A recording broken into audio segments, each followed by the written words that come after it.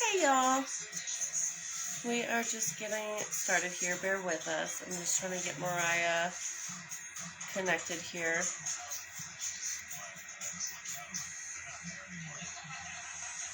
Sorry for being late.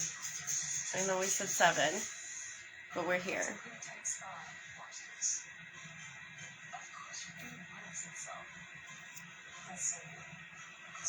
Alright, I've got Mariah invited. I think I did that right. We'll see.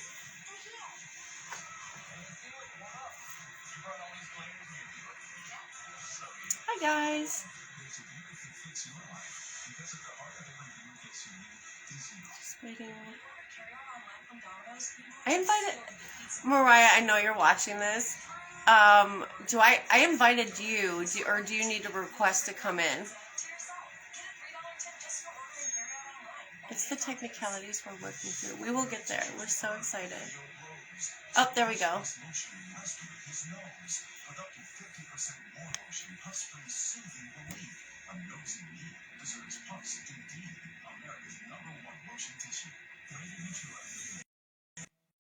Yay! I don't see you though. Yeah, I see you requested and I got you. I hit accept. Such a weird angle. Hi, Julie. There we go. We're here. Sorry, that took a little bit longer. They wanted the phone turned a certain way and all the things to be able to join. Oh my gosh. Hi, Julie. Thank you for tuning in. We're so excited you're here. Thank you, thank you, thank you. It means a lot. I know we said we were going to be live at 7, so. Oh, hi. We're so. Hey. Thank you so much for your support. I'm so glad you love your crystals. She actually carries them with. We went to lunch to celebrate her birthday today, and she had her self-care club crystals with her in her purse. Love She it. carries them everywhere. It's awesome. I love it. Your support means everything to us, and we appreciate you so much. And here we are. Welcome back to Monumental Minds, where every mind matters. I'm Megan Rose. And I'm Mariah Ray, and we're the co-owners and co-founders of MR2 Connections Incorporated. Tonight, it's going to be a little bit different. Usually we're getting used to having these guest speakers, but tonight we're just going to kind of talk about what's been on our hearts to talk about. I know it's been a big calling to Megan, especially today, and I mean, we're really our mission every day, but when we feel something special on our hearts to talk about, this is really, this is why we have this platform, is to be able to then just get on and really speak our hearts to you guys. So I'm going to let Megan go ahead and start off our topic for tonight. Yeah, and it's not a topic that's easily talked about by any means, but it's so important and it matters so much, and it's something that we're so passionate about, and mental health in general, obviously, but suicide prevention more specifically, because there's so many people out there who feel lost and alone, and at the point where they're just so desperate that there's no other option but to give up. 700,000 suicides per year. That's a heavy number. That's really heavy. And we have both lost people who we love and still love and care about so deeply and heavily. And it's not ever anything that you really truly heal from. I think it's a daily thing.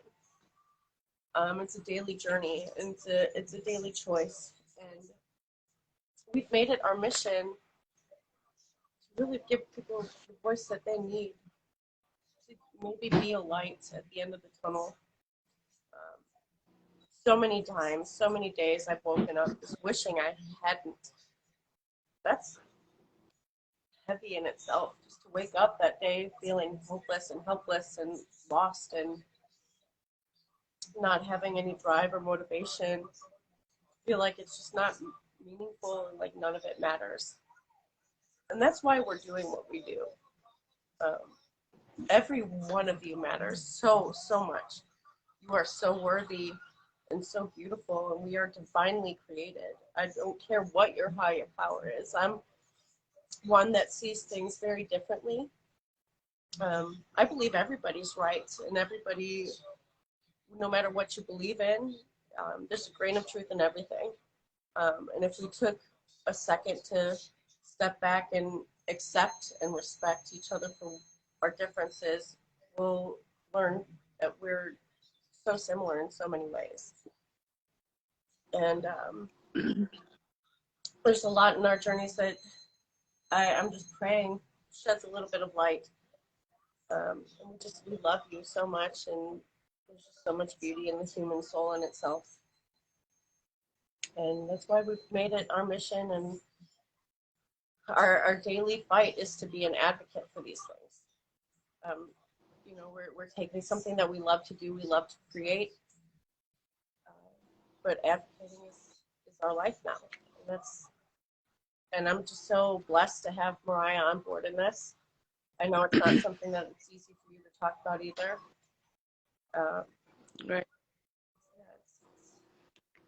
Yeah, I know, and like recently, what's really stuck out is that people are right. And now they're starting to reach out, and people are starting to reach out when they're losing people, and we are like that little bit of what we're trying to do. We're starting to see that ripple effect start, and it's so powerful. But in the same way, for us, like this is a healing journey and a daily journey for us as well.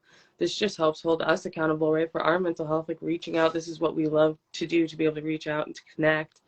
And now that we have people, vice versa, connecting back with us and seeing things that are going on, and it's just really powerful to know where everything is going, and to know that we can have an impact, and that even though for these last 2 years the world has looked so different, and everybody has gotten, like when you're quarantined, it's like you're all by yourself. And I think that's had a huge impact for mental health and suicide rates and things like that, and just just everything has looked so different. And I think for people with mental health, we need to speak up and say something, right? Because although it's hard for anybody, people with mental health these past few years have been beyond hard, right? Even for the strongest of strong. And I think that's important too. I just was reading up on some things the other day, and I read about just the guiltiness behind it, right? And being um, like, you always just feel like you're just focusing on yourself, right? You're just focusing on your mental health. But some days, right, that's all we can focus on. And then with depression, which is something that I deal with, and especially seasonal, we've talked about like my seasonal depression. Um, it it's it's so awesome this year. Like you were able to tell me, like, you're doing so good. I haven't seen you, dip yet this season, and like, thank goodness for that, because any other, and I think it's what we're choosing to do, that we're choosing to have this passion, and we're choosing, I don't have to go out in the corporate world. We're just here trying to, be creative and spread a mission. And that's really helping just depression and mental health. But it is something that's been so pressing for so many. And so, like, what have you, like, just since COVID, what are some things that you've noticed about your own mental health? For me, it was wildly different because I had self-quarantined without even really realizing it before COVID even hit. And when COVID did hit, and all of a sudden, when, maybe I did, with agoraphobia, it's hard, right? So when I had had that chemical imbalance with the medications I was on at that time, I had just snapped. And so even taking the garbage out to the end of the driveway was just, I would get to the door and literally throw up. I would be so anxious.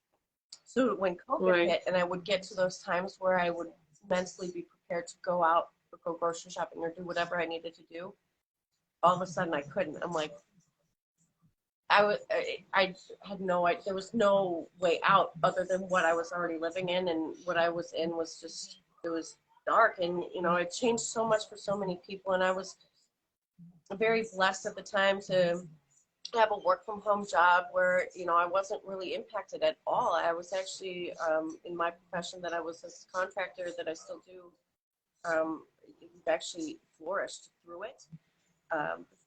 There's 200 million people in forced isolation, and I mean, the unemployment rate itself has gone up by almost 15%. And that's heavy. I mean, the impact is crazy. So to really realize that I wasn't in it alone was a big thing. And that there were so many other people feeling the way I did was another. That's why I feel so heavily the way I do, because I don't want any, it's just God forbid you feel the same way I did, hopeless and helpless and alone. And it's just not really what it is, but it's kind of, it's a forced thing. At this point, it's hard being isolated and disconnected, and it's just awkward now. Right. After, what is it, 2.5 years now of isolation, where we haven't had that connection. You get in front of people, and it's, how do you act? How do you talk? You go to hug, Right. because your instinct is to hug or shake hands, or and it's just like, oh wait, like it's weird. Well, that was a big thing for myself, like being in the corporate world and having to hire and things at that point during COVID. And when COVID, first hit, we stayed open through it all. And it was big because, yeah, when you're going to interview somebody, your immediate reaction when you meet somebody, right, is to give a handshake.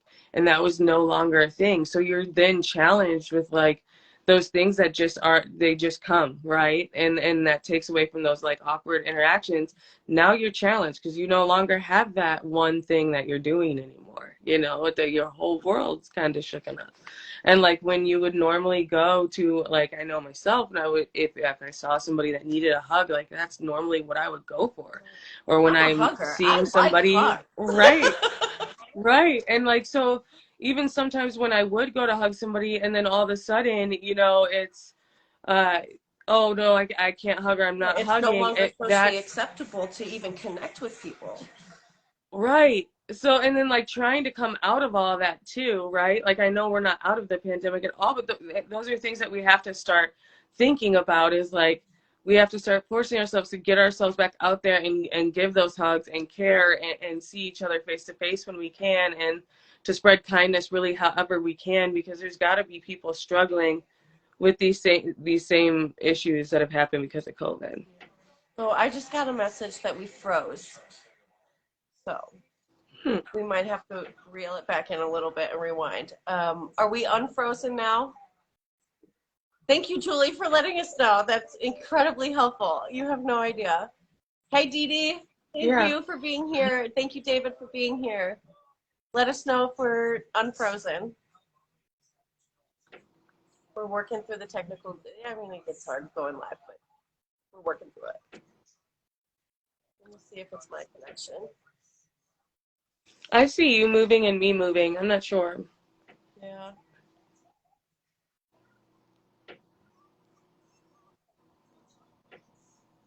Okay.